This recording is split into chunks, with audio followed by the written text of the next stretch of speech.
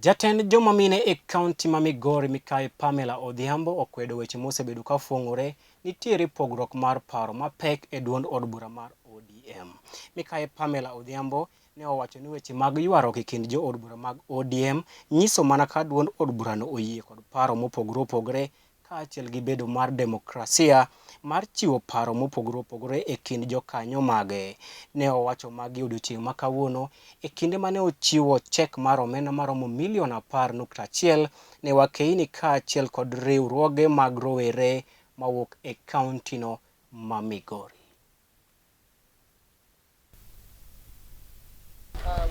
Wakati huu itatusaidia kwa biashara yetu. Naona kama hii pesa itatusaidia tutainua the money we receive from our able women will help us in improving on how we can raise school fee for our children, how we can develop our families as in our daily bread, and how we can expand our small business so that they can help us in one way or the other.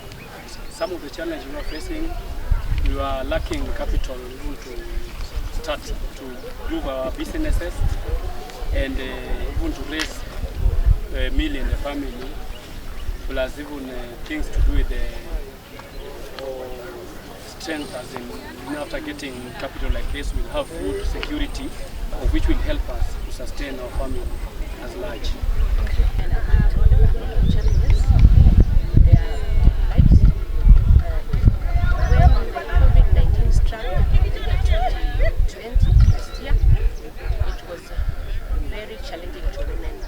More specifically to women who are just having their business thriving, the businesses that are small businesses.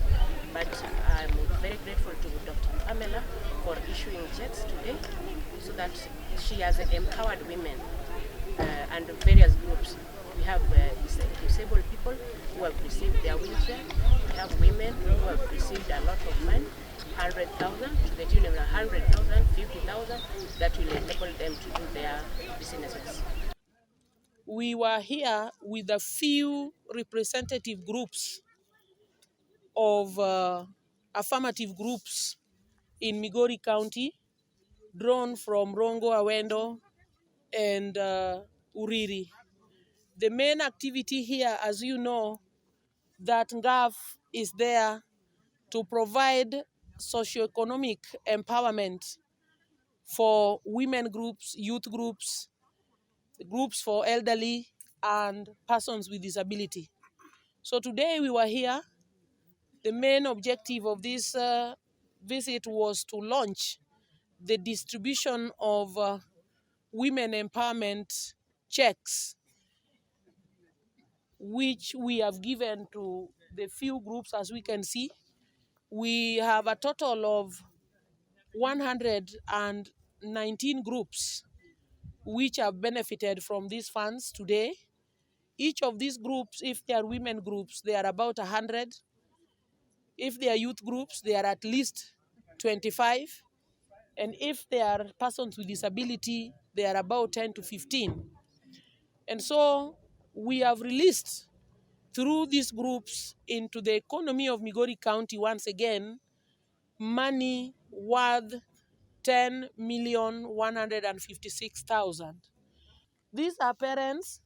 Some of them are brothers and sisters of children who are going to school. And because our schools are on, and some of our children are actually going back to school in July, I felt it necessary to release this money into our economy so that we can boost business, so that these people can do something that can bring more money to feed themselves, their own families, and pay fees for the children.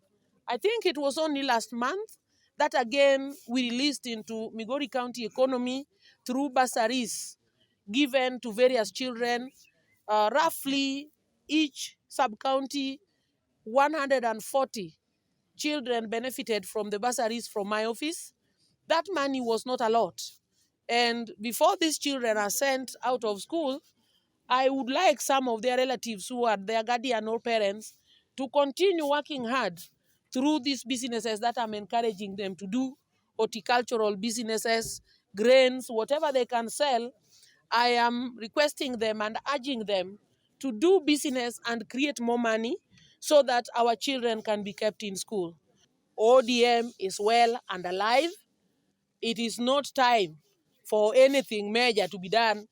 By the way, there is no way somebody can imagine that ODM is threatened in Migori County. I want to tell Migori County and all the ODMers, even if our elder brother wants to build his own home, according to me, I think he's allowed.